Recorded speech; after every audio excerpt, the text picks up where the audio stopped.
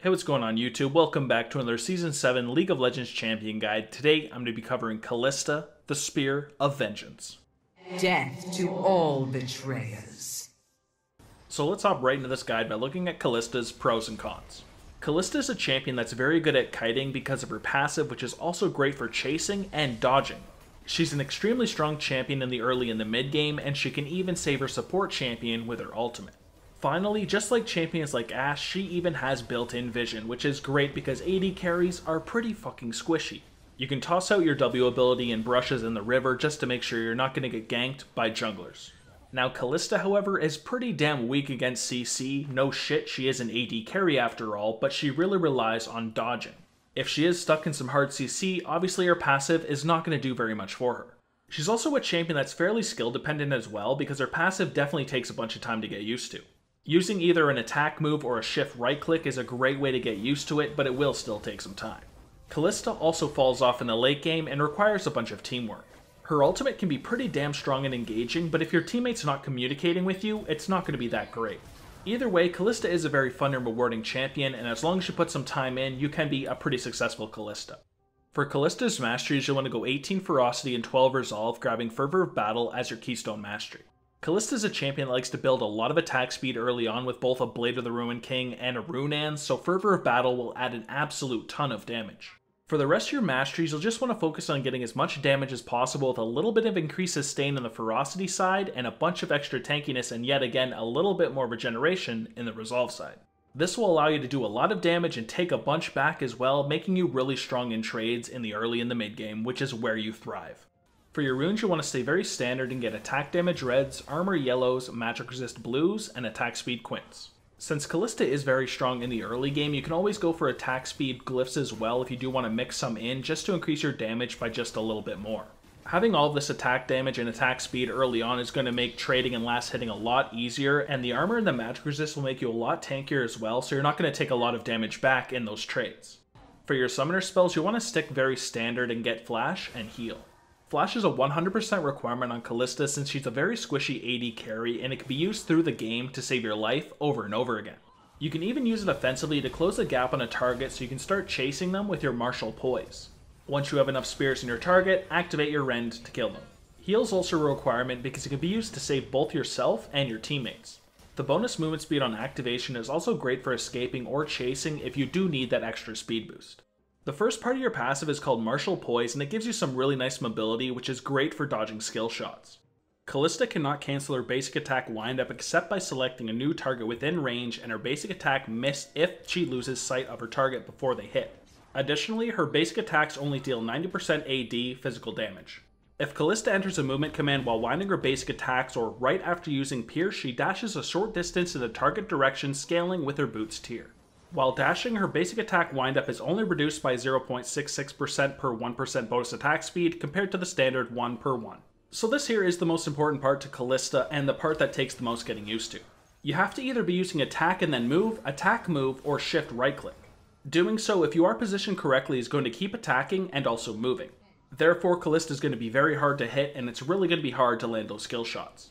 The second part of your passive is Oathsworn, and this allows you to attach yourself to an ally, which gives you some other great effects.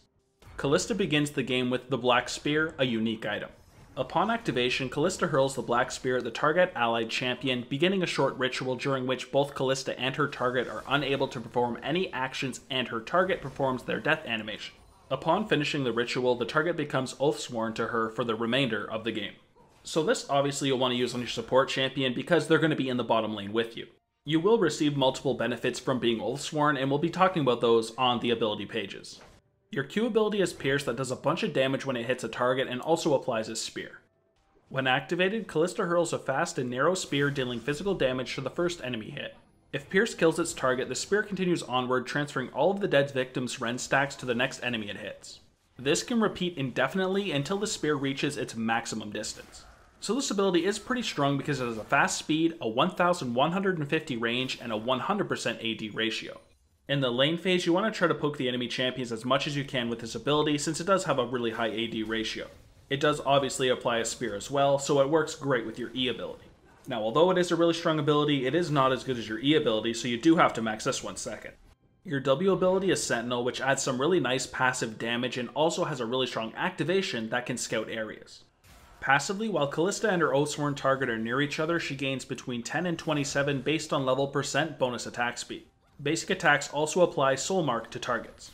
If both apply Soul Mark within 2 seconds, the target takes bonus magic damage and cannot be Soul Marked for another 10 seconds.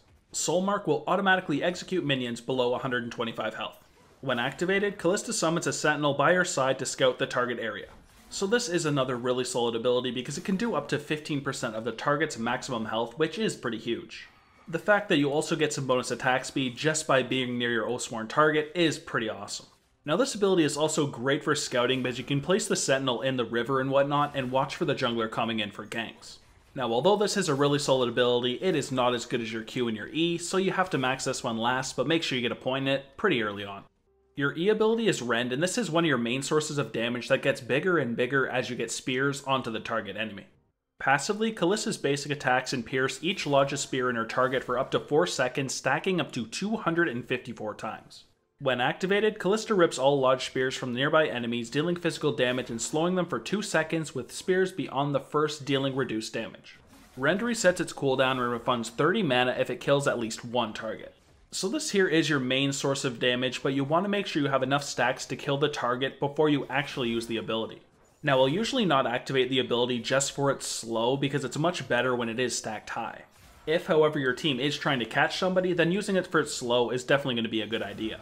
Your ultimate is Fate's Call, which is great for helping your support champion engage or to get them out of a bad situation.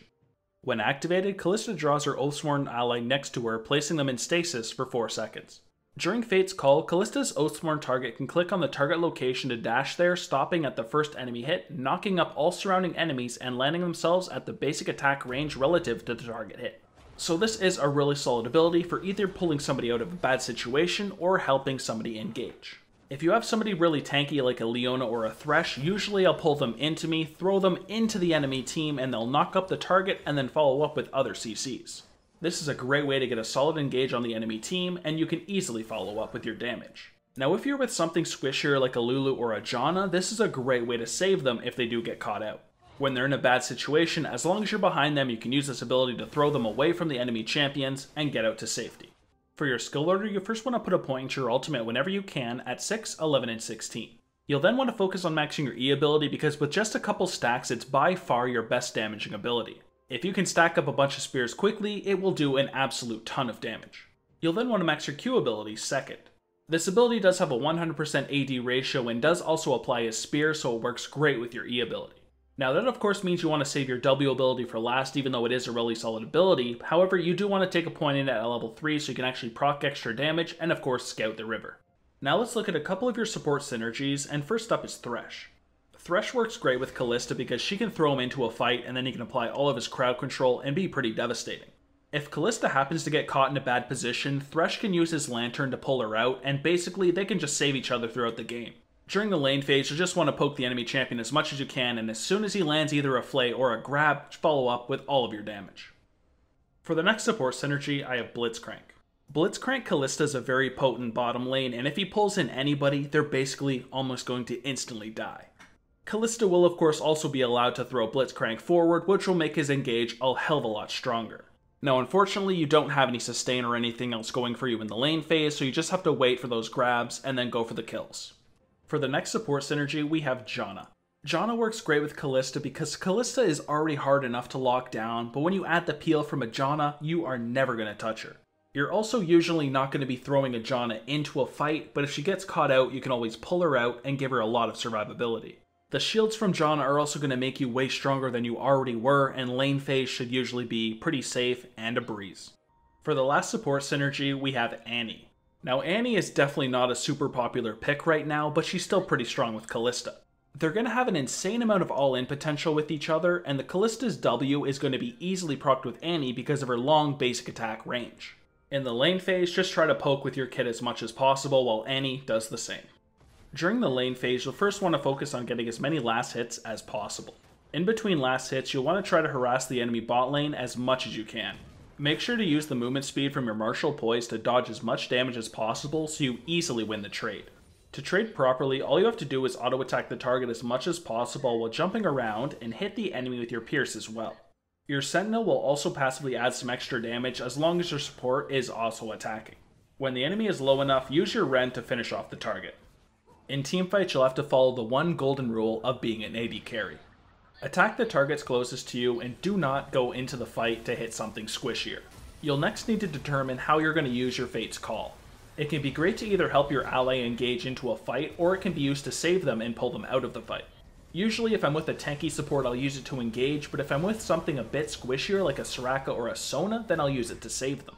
Other than that, you'll just want to auto-attack while tossing in your Pierce. When a target has enough spears and is low enough, use your Rend to kill them. And now let's look at a couple of your hard matchups, and first up is Ashe. Ashe is going to be pretty damn annoying for you because of the slow she provides, which of course limits your martial poise. If she lands her enchanted crystal arrow, of course you're going to be in a lot of trouble. Therefore, you're going to have to be pretty aggressive in the lane and make sure you dodge her crystal arrow at all costs. For your next hard matchup, I've got Jhin. Jhin is going to be a very hard matchup for you because he does a lot of burst damage, and Kalista kind of relies on having those prolonged fights. Make sure you engage onto Jhin whenever he's reloading so you can really reduce that burst damage. As long as you can avoid his force shot, you're going to be perfectly fine. For the next hard matchup, I've got Miss Fortune. Miss Fortune's pretty annoying because her Make It Rain yet again is pretty damn good against her martial poise, and of course she does a lot of damage in the early game. You need to make sure you dodge those bounce shots at all costs because if they land, you're definitely going to lose the lane phase. But that's pretty much all there is to the matchup. Jump out of Make It Rain, and of course, dodge her bounce shots. Last here I've got Tristana, who's a really fantastic late game carry and easily outscales you. She's also a champion that really likes extended duels just like you, and with her bomb ability, she will do a lot of damage. Try to bully her as much as you can in the early game, but beware of her bomb. You definitely have to get a lead in the early and the mid game because she will outscale you like I did say before.